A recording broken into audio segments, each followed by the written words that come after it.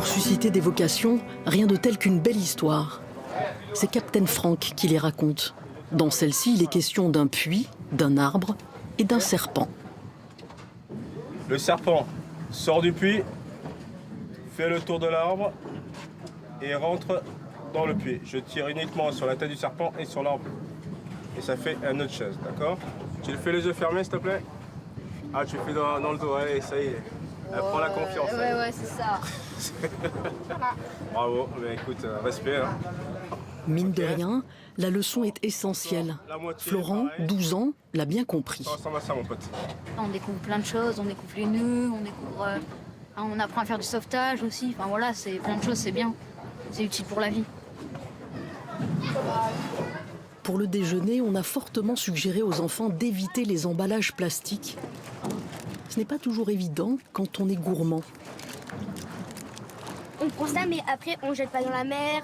On remet dans notre sac et voilà. Et chez nous, on les jette. Voilà. Un sac plastique, la méduse, enfin non, la tortue, mais là, ici, il y en a pas. Elle peut prendre ça comme un aliment et le manger. Elle le confond avec les méduses. Le message sera répété toute la semaine, même si les plongeurs constatent une amélioration. Depuis quelques années, ils croisent moins de macrodéchets près des côtes azuréennes.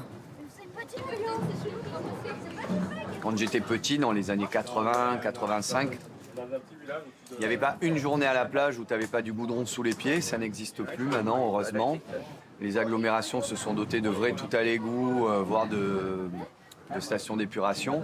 Alors que moi, je me souviens, quand j'avais 7-8 ans, il y avait des tuyaux qui se déversaient dans la mer. Hein. Protéger la nature, c'est pas une utopie ou c'est pas de la poésie. C'est qu'on vit dans un endroit que l'on se doit de protéger parce qu'autrement, on pollue tout simplement l'endroit où on évolue au quotidien. C'est juste de l'intelligence, du bon sens. Ne pas polluer et ne pas déranger. De sa dernière plongée, Stella a remonté un souvenir, un tout petit coquillage. Ce que tu as pris dans la mer, tu dois le remettre dans la mer. Tu veux bien? Tu fais un vœu, quelque chose? Ah oui.